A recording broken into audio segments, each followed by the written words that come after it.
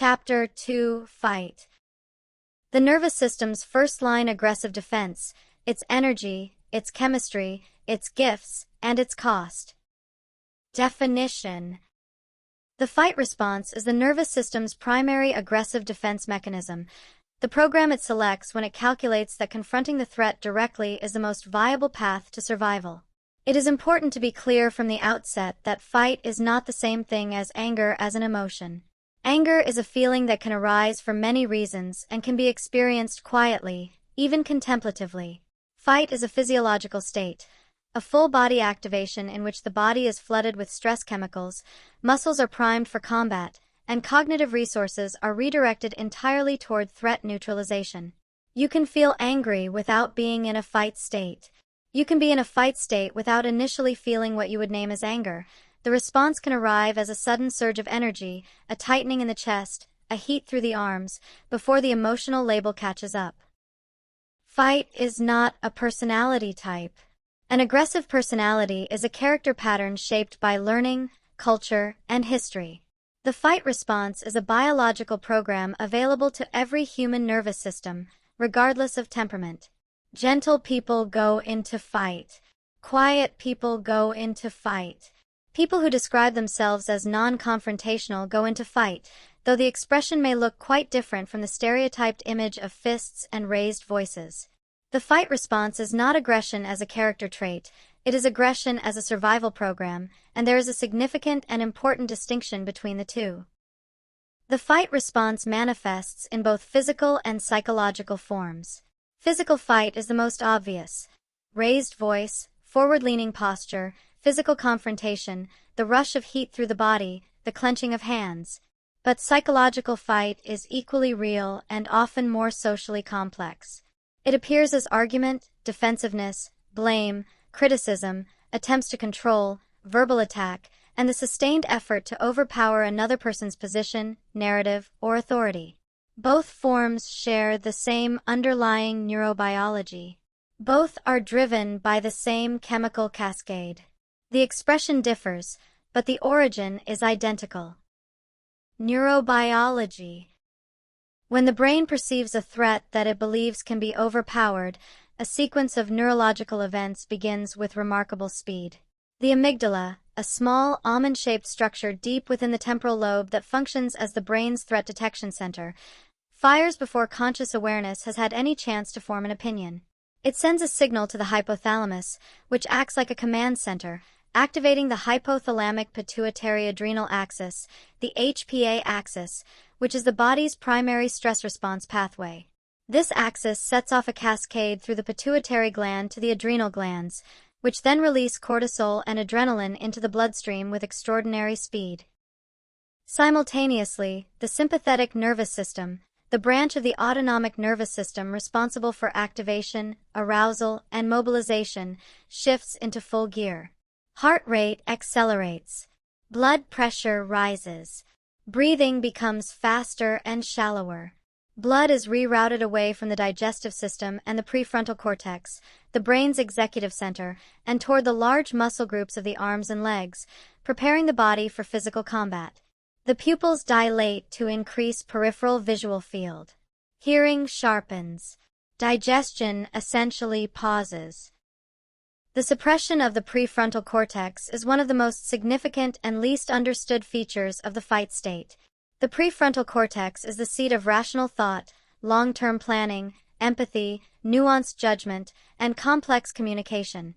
When the amygdala hijacks the system, a phrase coined by psychologist Daniel Goleman to describe what neuroscientist Joseph Ledoux identified as the direct thalamoamygdala pathway, in which threat signals bypass the cortex entirely, the thinking brain effectively goes offline. This is not a metaphor. Blood flow is measurably reduced to the prefrontal regions during acute stress activation. The result is that the person in a fight state genuinely cannot think with their full cognitive range. They cannot empathize effectively. They cannot consider the long-term consequences of what they are saying or doing. They are running on a very old, very fast program that was designed for physical confrontation, not for a difficult conversation about a relationship. Chemistry. The chemical cascade of the fight response is one of the most dramatic events the human body regularly produces. It begins with adrenaline, also called epinephrine, a hormone and neurotransmitter released by the adrenal medulla within seconds of amygdala activation. Adrenaline accelerates heart rate, increases blood pressure, opens the airways of the lungs, and releases glucose from energy stores into the bloodstream, providing an immediate fuel supply for muscular action. It is responsible for the characteristic surge of energy and physical power that accompanies fight, the feeling of suddenly being able to do more than usual. Noradrenaline, or norepinephrine, is released alongside adrenaline and plays a particularly important role in the fight-specific profile. While adrenaline prepares the body for action in general, noradrenaline sharpens attention, narrows focus, and increases aggression. It produces the characteristic tunnel vision quality of the fight state, the experience of the threat filling the entire field of awareness. Cortisol follows slightly behind, released by the adrenal cortex via the HPA axis. It sustains the stress response over a longer period, maintaining elevated blood sugar, suppressing immune function temporarily, and keeping the system in a state of readiness long after the initial adrenaline surge has peaked.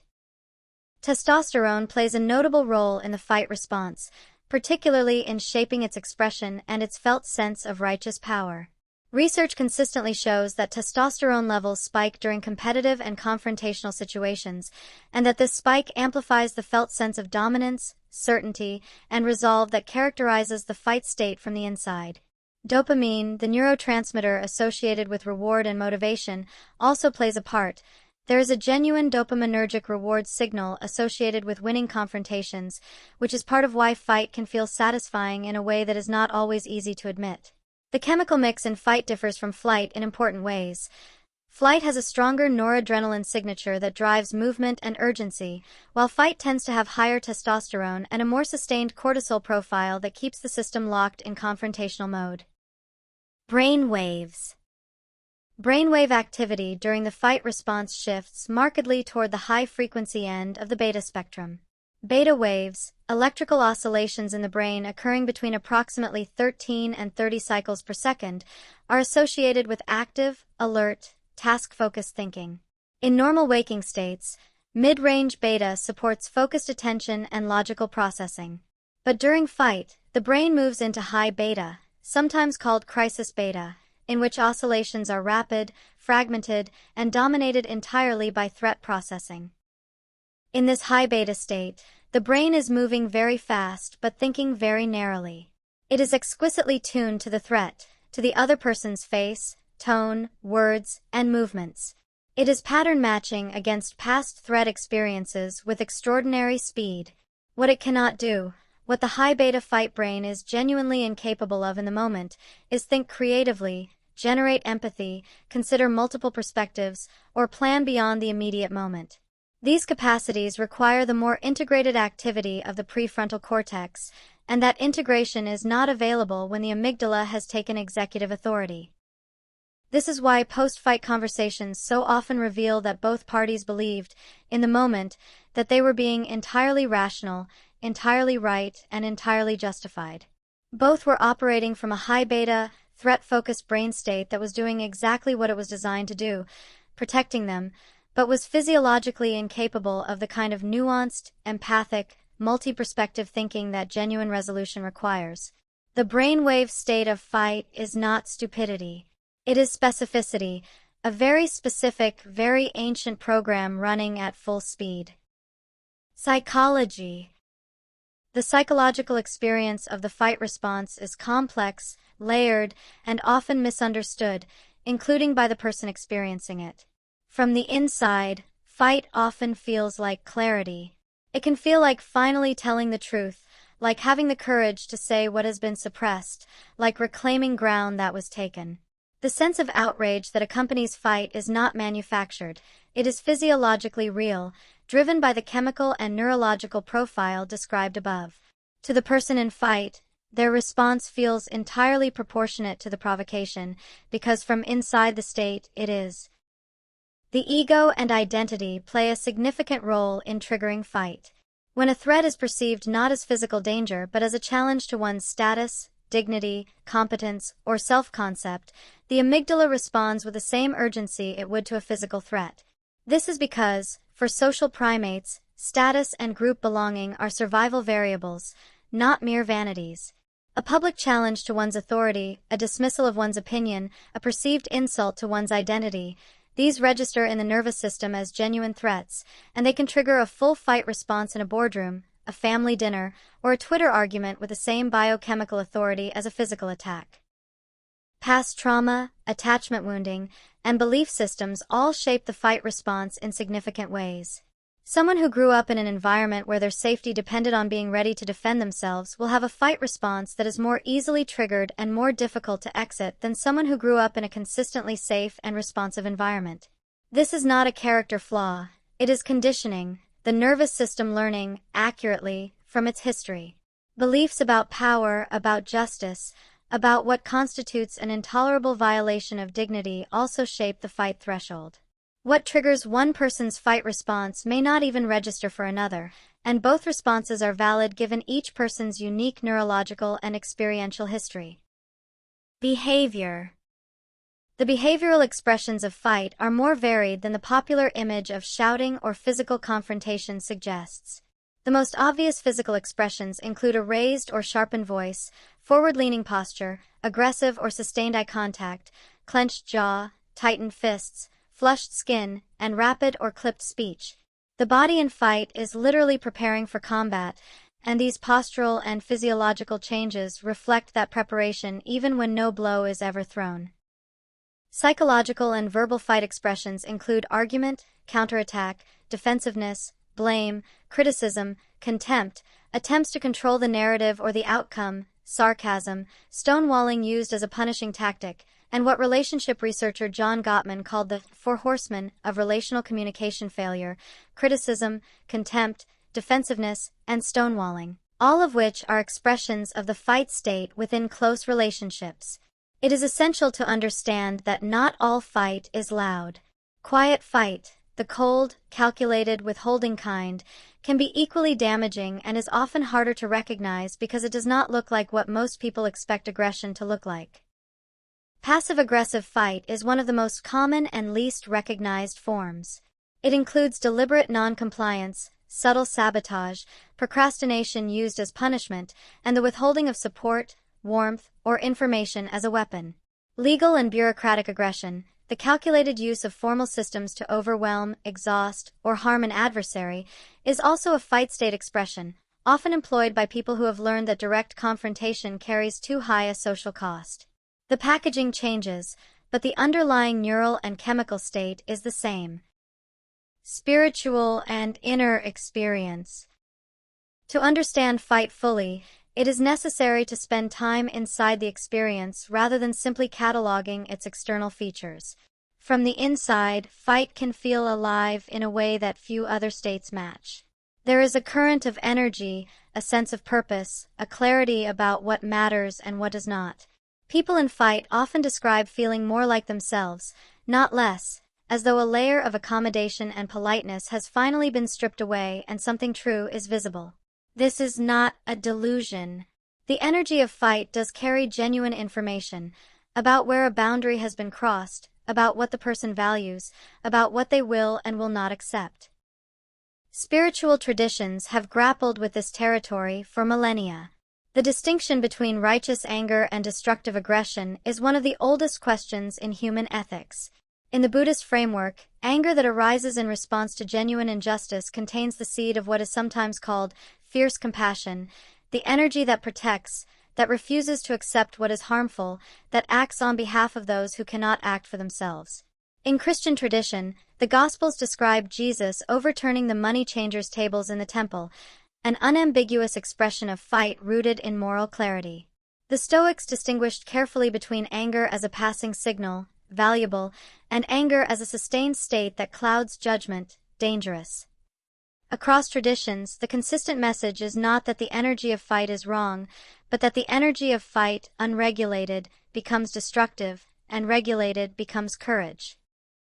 The inner experience of coming down from fight is equally important to understand. As the chemistry clears, typically over 20 to 60 minutes, Many people experience a crash that can include shame, regret, exhaustion, and confusion about what happened. This is the prefrontal cortex coming back online and reassessing what the amygdala authorized. The person who felt entirely right during the fight state may find, in the aftermath, that they can now see the other person's perspective clearly. This sequence, activation, expression, crash, reassessment, is one of the most important patterns to understand in working with the fight response. Mechanisms. The fight state is sustained by several interlocking biological mechanisms that operate largely beneath conscious awareness. The most fundamental is the feedback loop between the amygdala and the body. The amygdala fires, the body activates, and the body's activation sends signals back to the amygdala confirming that yes, there is a threat, which in turn sustains the amygdala's firing. This loop can keep the fight state running long after the original trigger has passed, which is why people often find themselves still physiologically activated, still hot, still tight, still ready, well after a confrontation has nominally ended. The vagus nerve plays a critical regulatory role here. The vagus is the longest cranial nerve in the body, running from the brainstem through the heart, lungs, and digestive system, and it has both sympathetic and parasympathetic branches that either sustain or dampen the stress response. When vagal tone is high, meaning the vagus nerve is responsive and well exercised, the body can bring the fight state down relatively quickly. When vagal tone is low, as it often is in chronically stressed or traumatized individuals, the system stays activated for longer, and it takes less to trigger the next fight episode. Perhaps the most underappreciated mechanism in sustaining fight is narrative, the story the mind tells about what is happening. The physiological storm of fight lasts approximately 20 to 60 minutes before it would naturally subside, based purely on the half-life of the stress hormones involved. But narrative can extend this indefinitely. When a person continues to replay the injustice, rehearse their counter-arguments, or imagine future confrontations, they are providing the amygdala with exactly the fuel it needs to keep the fire burning. The story feeds the chemistry, and the chemistry feeds the story, in a loop that can run for hours, days, or, in the case of long-standing grievances, years. Triggers. External triggers for the fight response include direct physical threat, perceived injustice, public humiliation, violation of personal boundaries, loss of control over an important outcome, challenges to authority or status, and the experience of being dismissed, ignored, or treated with contempt. These are relatively straightforward to understand. They represent situations in which the nervous system perceives a threat to physical safety, social standing, or a deeply held value, and mobilizes accordingly. Internal triggers are often more significant and less recognized. Shame is one of the most powerful fight triggers because it registers in the nervous system as a threat to the core self, and the amygdala responds to threats to the core self with the same mobilizing urgency as it responds to physical danger. When shame is intolerable, the system will often convert it to anger.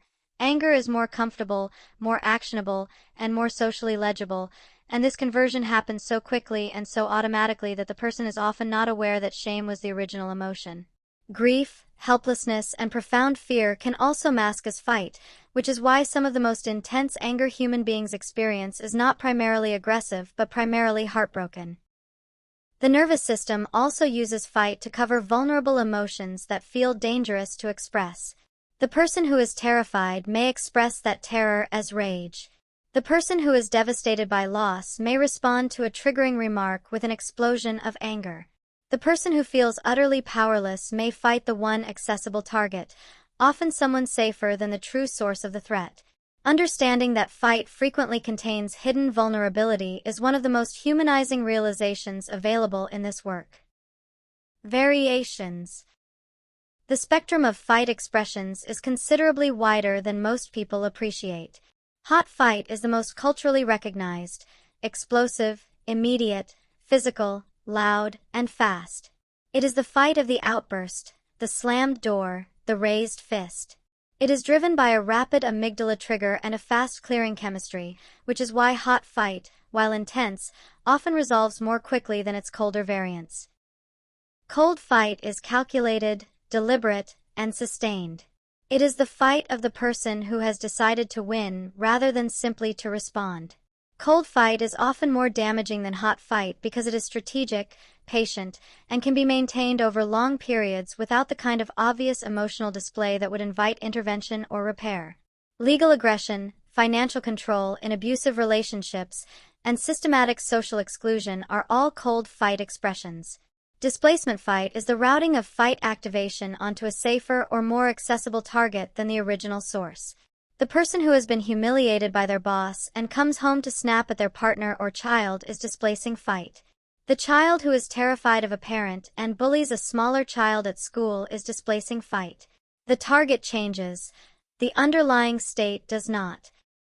Internalized fight, self-directed anger, self-criticism, self-destruction, is one of the most clinically significant variations.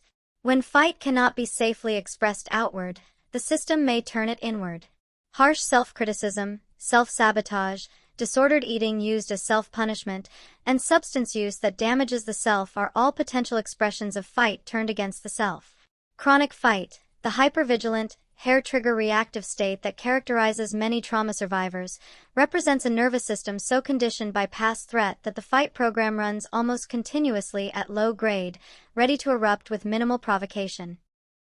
Misinterpretations. The fight response is subject to numerous misinterpretations, both by the person experiencing it and by those observing it.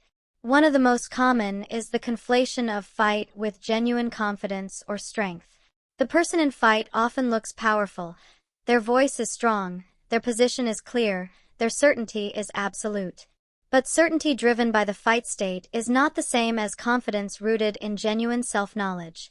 It is the certainty of the amygdala, which does not tolerate ambiguity, not the confidence of the prefrontal cortex, which can hold multiple truths simultaneously. Mistaking fight certainty for wisdom is a mistake that individuals, families, and institutions make with great regularity. Fight is also frequently misinterpreted as a personality disorder or moral failing. The person who regularly moves into fight is often labeled as aggressive, volatile, or dangerous, and while chronic, unregulated fight does cause real harm, the label of moral failure misses the underlying reality entirely. Fight is a survival response. The person living in chronic fight has a nervous system conditioned by experiences that made fight the most viable option available. That does not excuse the harm caused, but it does change the frame from moral condemnation to physiological understanding, which is where useful change becomes possible. Cultural and gender norms play a significant role in shaping which fight expressions are tolerated and which are pathologized. In many cultural contexts, overt fight expressions in men are normalized or even celebrated, while the same expressions in women are labeled as hysterical, irrational, or threatening. In some cultural contexts, any overt fight expression is pathologized regardless of gender. Quiet, passive fight is routinely unrecognized as fight at all, and the person engaged in cold, strategic aggression may be regarded as calm and rational while doing significant damage. These interpretive biases have real consequences for who receives support, who receives punishment, and who receives neither. Long-term effects. When the fight response is chronically activated, running at high grade over weeks, months, or years, the consequences for the body, the mind, and the relationships that sustain life are significant.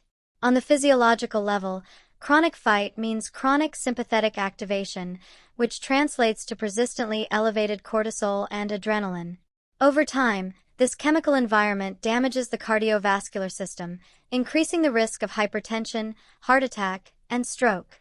Immune function is suppressed, making the chronically activated person more vulnerable to infections and slower to heal. The digestive system, deprived of the blood flow and parasympathetic support it needs to function well, develops problems including irritable bowel, acid reflux, and chronic nausea. The psychological consequences are equally serious. Chronic fight rewires the nervous system over time through a process called neuroplasticity, the same biological mechanism that allows learning and growth. But here, the learning is in the direction of greater threat sensitivity. The more frequently the amygdala fires, the more easily it fires in the future. The window of stimuli that can trigger fight narrows over time, meaning that less and less provocation is required to activate the full response.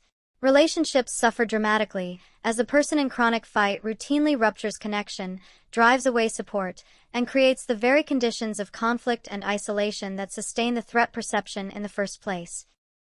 Perhaps counterintuitively, the long-term effects of chronically suppressed fight are also serious.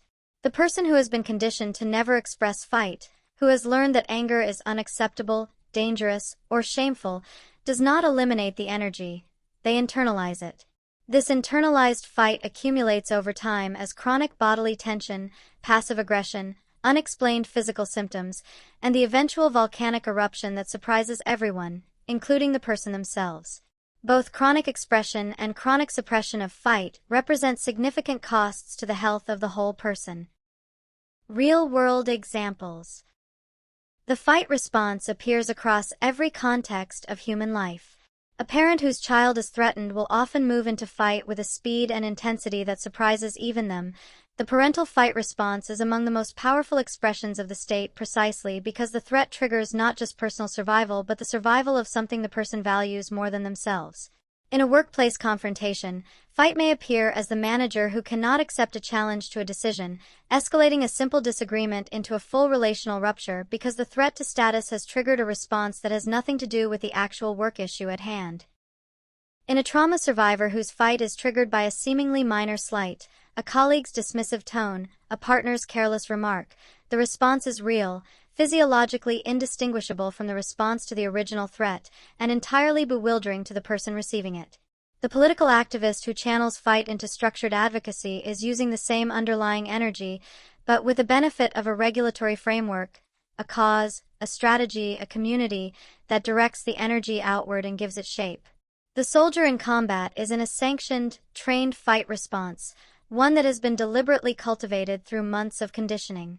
The domestic abuse survivor who has learned that physical fight is the only safety strategy available represents one of the most heartbreaking expressions of the response, a person whose survival has depended on being willing to fight back when all other options have been exhausted. The child who acts out in school, who disrupts and defies and challenges at every turn, is frequently running a fight program that has nothing to do with the classroom. That child is carrying a nervous system conditioned by home environments where fight was the most viable strategy available. Understanding this does not mean tolerating disruption, it means responding to the child's actual need rather than simply punishing the symptom. How to work with the response. Working with the fight response begins with recognizing it before it has fully taken hold. The earliest signals, the first tightening in the chest, the first heat in the face, the first impulse toward sharpness, are the moment of maximum leverage. Once the amygdala has fully hijacked the system, the capacity for self-direction is significantly reduced. Learning to notice the early signals is a skill that develops through practice, attention, and, for many people, the support of somatic therapy or mindfulness training. When fight is already active, the most effective interventions are physical rather than cognitive. The fight state is a physiological event, and it responds to physiological input. Vigorous movement, a brisk walk, running, shaking the hands and arms, allows the body to discharge the mobilization energy that has been generated. The energy of fight is real. It needs somewhere to go. Cold water on the face or wrists activates the dive reflex, which slows the heart rate through a direct parasympathetic response. Slow, extended exhale breathing, deliberately lengthening the exhale beyond the inhale, activates the vagal brake and begins to bring the sympathetic system down. The concept of the window of tolerance, developed by Daniel Siegel to describe the zone of arousal within which a person can function without becoming overwhelmed, is useful here. Fight represents arousal above the upper edge of the window. The goal of intervention is not to suppress the fight energy but to bring the arousal level back within the window, where it can be processed rather than simply discharged. Grounding practices, feeling the feet on the floor, the weight of the body in the chair, the temperature of the air, help anchor the nervous system in the present moment rather than in the threat narrative. In the aftermath of a fight response, communication should be deferred until the chemistry has genuinely cleared, which means at minimum 20 minutes, and ideally longer. How to shift toward function. The shift from fight toward function is not a single movement but a sequence of physiological, psychological, and relational steps. The first step is always physiological. The body must be brought down from sympathetic overdrive before the prefrontal cortex can re-engage. This means slowing the breath with a deliberate emphasis on the exhale, softening the posture, unclenching the jaw and hands, and, if possible, changing the physical environment. Moving from the room where the fight activation occurred literally changes the sensory input to the brain and can help interrupt the feedback loop. The cognitive component of the shift involves a gentle reframe of the threat, not a dismissal of the feelings, but an expansion of the interpretive field. What else might be true here? What might the other person be experiencing? What would I think about this situation in an hour, when the chemistry has cleared? These questions are not accessible in the height of fight, but they become accessible as the physiological state settles. Self-compassion is a powerful disarming mechanism for fight. The recognition that the response was automatic, that it arose to protect something real, and that judging oneself harshly for having it only adds a second layer of threat that re-triggers the amygdala. The longer-term work of building the capacity to move from fight toward function involves expanding what is sometimes called regulatory capacity, the nervous system's ability to remain within its window of tolerance under increasing levels of stress. Somatic therapy, trauma-informed breathwork, nervous system regulation training, and sustained contemplative practice all gradually increase this capacity. This is a long game. The nervous system changes slowly, through repeated experience rather than through a single insight. But it does change. The person who once went into full fight at the first sign of challenge can, with sustained practice, develop the capacity to feel the activation and choose a different response. Integration notes. Fight, when understood and regulated, contains genuine gifts. The energy of fight is the energy of boundaries, the biological signal that something of value is being threatened and that it is worth defending. Advocacy, courage, the protection of the vulnerable, the refusal to accept injustice, all of these draw on the same neural and chemical resources as the fight response. The goal is never to eliminate fight but to befriend it, to recognize its signal, to respect its urgency, and to choose whether and how to act from it rather than simply being acted through it. Integration of fight in daily life looks like being able to feel the surge of activation, the heat, the certainty, the energy, without immediately converting it into action. It looks like having enough regulatory capacity to pause at the edge of the fight state, to hear its message, and to choose the most effective response rather than the most automatic one.